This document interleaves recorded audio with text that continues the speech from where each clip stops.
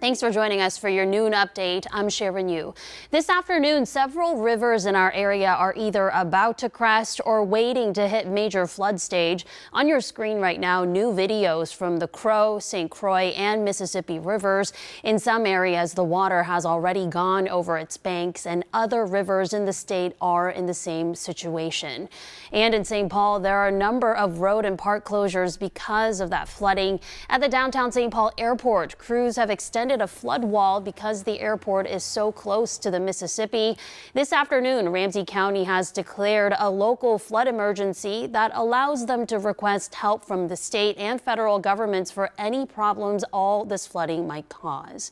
And if you live in Minneapolis, Minneapolis Parks and Recreation is closing several areas because of high waters. You can see some of them on your screen. Boat launches and trails in several areas are closed. Officials are asking everyone to stay away from those areas. We have more on those closures on KARE11.com.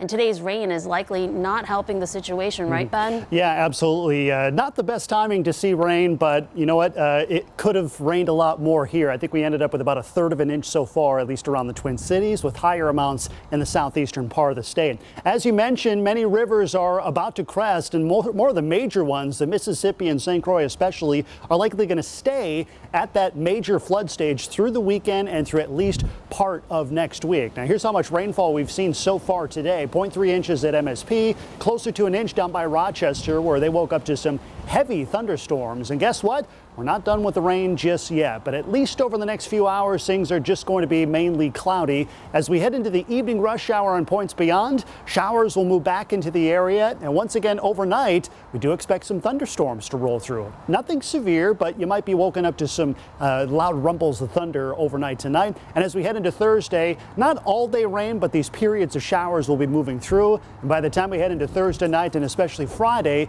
it will be cold enough where we might see some of that turn in the form of snow. Although we are not, I want to repeat, not expecting any significant snow accumulation here. Areas in northern Minnesota Thursday into Friday, however, could see up to 1 foot of fresh snowfall. How about that? We stay breezy by Saturday, but drying out. Temperatures will be bottoming out on Saturday with a high temperature in the low 40s. A brighter and warmer Sunday, and notice 50s do return as we head into next week, but still, at least over the next week or so, Sharon, temperatures will remain cooler than average. Yeah, I want to also take this moment to remind people that if you're out there looking at the high rivers, we should really be careful. Yeah, turn around, don't drown. That's what everyone should take a hold of. Yeah, that is the official slogan. Thanks, Ben.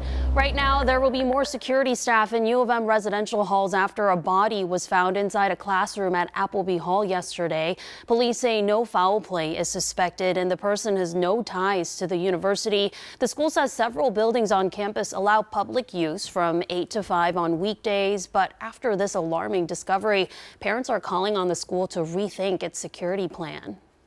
My student has had some issues in the library, and I keep being told that because the U is a land-grant university, those doors have to be open to the public. That is supposed to be a safe space for our students to study. Students are now urged to lock room doors, enter through main entrances of buildings, and not allow others to follow behind without an access card. The school is also increasing police staffing. Starting today, travelers will have a new place to chill before their flight at Minneapolis-St. Paul International. We got a first look at the new Delta Sky Club ahead of its grand opening today. The club is supposed to make travelers feel like they're out on one of our 10,000 lakes. Some of the features include soundproof booths for working and food from Top Chef alum and local restaurateur Justin Sutherland. Of course, you need to be a Delta Sky Club member to get inside. This afternoon, a new study from the U of M is looking into TikTok's effect on our mental health. The findings show it all depends on the algorithm. On one hand, researchers found people gain a sense of self-discovery and community on the platform, especially when it came to health and wellness. But the nature of curated content through the For You page means it's built to give you more and more of the same thing, to the point that it's distressing. We're digging deeper into the report today, and we'll break down more findings on KARE 11 News at 5. That's all for now. We'll be back in just 30 minutes with more headlines.